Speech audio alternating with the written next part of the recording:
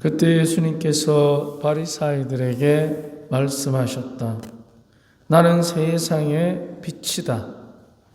나를 따르는 이는 어둠 속을 걷지 않고 생명의 빛을 얻을 것이다. 바리사이들이 당신이 자신에 관하여 증언하고 있으니 당신의 증언은 유효하지 않소 하고 말하자 예수님께서 그들에게 이르셨다. 내가 나 자신에 관하여 증언하여도 나의 증언은 유효하다. 내가 어디에서 왔고 어디로 가는지 알기 때문이다. 그러나 너희는 내가 어디에서 왔는지 또 내가 어디로 가는지 알지 못한다. 너희는 사람의 기준으로 심판하지만 나는 아무도 심판하지 않는다. 그리고 내가 심판을 하여도 내 심판은 유효하다. 나 혼자가 아니라 나와 나를 보내신 아버지께서 함께 하시기 때문이다.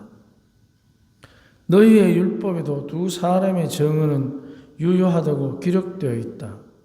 바로 내가 나 자신에 관하여 증언하고 또 나를 보내신 아버지께서도 나에 관하여 증언하신다. 그들이 예수님께 당신의 아버지가 어디 있소? 하고 묻자 예수님께서 대답하셨다. 너희는 나를 알지 못할 뿐만 아니라 나의 아버지도 알지 못한다. 너희가 나를 알았더라면 나의 아버지도 알았을 것이다. 이는 예수님께서 성전에서 가르치실 때에 헌금함 곁에서 하신 말씀이니 그러나 아무도 그분을 잡지 않았다. 그분의 때가 아직 오지 않았기 때문이다. 주님의 말씀입니다. 그리스도님 찬양합니다. 우리가 그런 말 가끔 하죠. 인생은 뭐라고? 타이밍이다. 그런 말은. 인생은 타이밍이다. 그래서 다 때가 있습니다. 그런데 문제는 우리가 이제 그 때라는 것을 기다리는 사람과 때를 알지 못하는 사람의 차이가 있습니다. 때를 기다리는 사람은 준비하는 사람입니다. 그런데 준비라는 것은 단순히 외형적으로 돈을 준비하고 또 장소를 준비하고 음식을 준비하고 이런 의미도 물론 포함이 되지만 그러나 그보다 더 그런 것들을 넘어서는 마음의 준비를 의미합니다. 마음의 준비. 우리가 흔히들 준비됐습니까? 준비하고 있습니까? 할 때 겉으로 드러나는 외형적인 것들은 얼마든지 우리가 좀 부족할 수도 있고 또 한 가지는 넘칠 수도 있겠지만 그러나 중요한 것은 마음의 준비입니다. 그럼 마음의 준비를 어떻게 합니까? 죽을 각오로 하는 것입니다.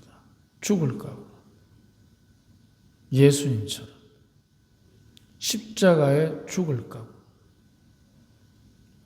매사에 죽을 각오로 마음의 준비를 해보십시오. 어떻게 되어 있습니까? 단호하겠죠.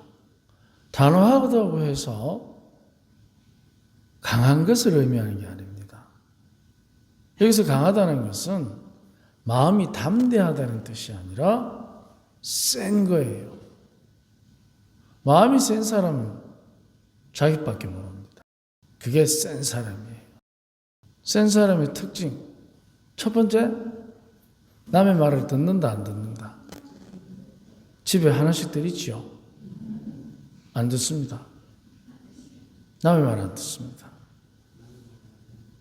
남의 말을 안 들으면 이런 현상이 일어납니다. 어떤 현상이 일어나느냐? 자기가 옳아. 자기도 틀릴 수 있다고 인정하는 사람은 남의 말에 귀를 기울입니다. 그러면 남의 말을 귀를 기울이기 시작하면 경우의 수를 많이 생각하게 됩니다. 경우의 수를 많이 생각하는 사람은 한 가지 특징이 있습니다. 설득력이 있습니다. 설득력. 그러면 설득력이라는 것을 우리가 어떻게 실험해 볼 수 있느냐? 가까이 있는 사람을 통해서 실험해 볼 수 있습니다. 가까이 있는 사람을 설득시키지 못하면 그것은 멀리 있는 사람을 설득할 수 있는 능력이 현저히 떨어지는 것입니다. 그러면 가까이 있는 사람을 설득시키려면 가장 중요한 것은 관계입니다. 관계를 유지하는 것입니다. 그래서 우리가 관계를 유지한다고 해서 다 하하호호 좋으냐? 그렇지 않습니다. 부딪힐 수도 있고 의견이 다를 수도 있고 또 때로는 외면할 수도 있습니다. 하지만 그런 관계들을 극복해 가는 것입니다. 이게 설득력의 힘입니다. 그래서 준비하는 사람, 그 사람은 설득력이 있습니다. 하지만 우리가 준비하지 않고 자기 생각에 갇혀 있게 되면 때를 놓치게 됩니다. 왜냐하면 자기 생각에 사로잡혀 있기 때문에. 우리가 사실 개인이 다 있습니다만은 여러분은 어떻게 생각합니까? 나의 생각이 다 옳다고 생각하십니까? 가장 큰 우리들의 삶의 실수 중에 하나가 내가 옳다는 것입니다. 세상에서 제일 옳지 않은 게 바로 니입니다. 제일 옳지 않은 게. 왜? 우리 자신들이 살아가면서 우리는 감정에 휘둘리게 됩니다. 그런데 내 감정이 옳다고 할 때 그때 바로 틀렸다고 보면 됩니다. 그리고 또 한 가지는 옳다고 생각하는 사람들의 가장 실수하는 부분 중에 하나가 자기가 옳기 때문에 자기가 생각해서 옳은 쪽으로 모든 것을 해석합니다. 그럼 어떻게 되겠습니까? 상대와 마음과 생각과 의견을 나누는 설득력 있는 조합을 이루어내겠습니까? 아니면은 자기만의 세계에 빠져 있는 자기만의 세계의 조합을 이루어내겠습니까? 다들 경험이 있죠? 그거를 오해라 합니다. 오해. 오해도 자꾸 하면 오해됩니까? 실력이 됩니다. 오해가 실력이 되면 이해가 떨어집니다. 그래서 때라는 것은 자기가 만드는 것이 굉장히 많습니다. 마음의 준비를 해야 합니다. 그러면 해가 뜨기 전에 밤을 새워서 해 뜨는 것을 기다릴 수 있습니다. 그런데 바보처럼 그 밤새도록 뭘로 기다리나? 해 뜰 때 딱 가서 보면 되지. 그런데 그 기다림의 힘, 그게 바로 자기 자신을 준비시키면서 자기를 설득시키게 됩니다. 이게 가장 중요한 설득의 힘입니다. 때를 준비하는 사람의 태도입니다. 주님께서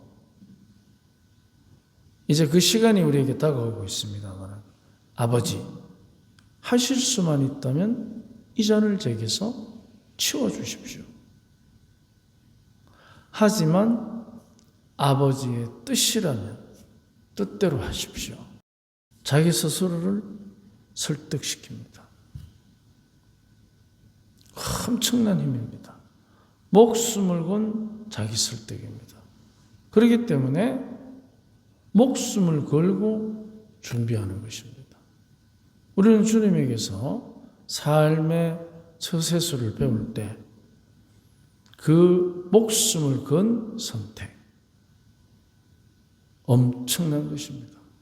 그리고 단 한 사람도 원망하지 않는 자기 설득력, 이게 그분이 가진 힘입니다.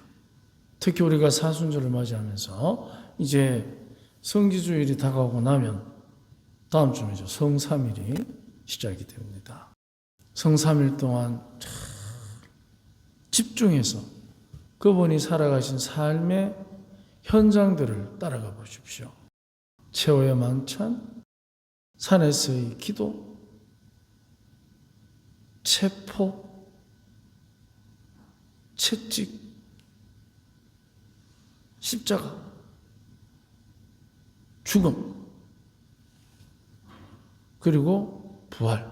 이게 굉장히 이게 드라마틱한 하나의 한 사람의 삶의 드라마 같지만 그러나 그 안에 숨어있는 엄청난 그 개인의 자기 설득력과 목숨을 건 준비하는 삶의 자세,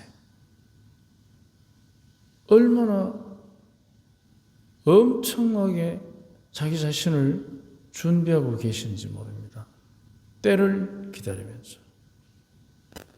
그래서 준비하지 않은 사람은 때가 와도 늦습니다. 아니, 때를 모릅니다. 하지만 목숨을 걸고 준비를 하면 목숨 걸 때를 압니다. 그러면은 서로 돈을 못 번다 하더라도 내 목숨을 걸었으니까 그만큼 행복한 게 있을 수 있겠습니까? 그래서 우리들의 삶에서 주님께서 우리에게 보여주신 삶의 기술, 목숨을 걸고 죽을 때를 준비하는 것입니다. 그러면 돈 없어도 됩니다. 우리들 안에서 그야말로 이제 주님의 부활을 준비하는 때가 오고 있기 때문에 우리도 그 때를 주님처럼 준비할 수 있는 용기를 이 미사 중에 청합시다. 아멘.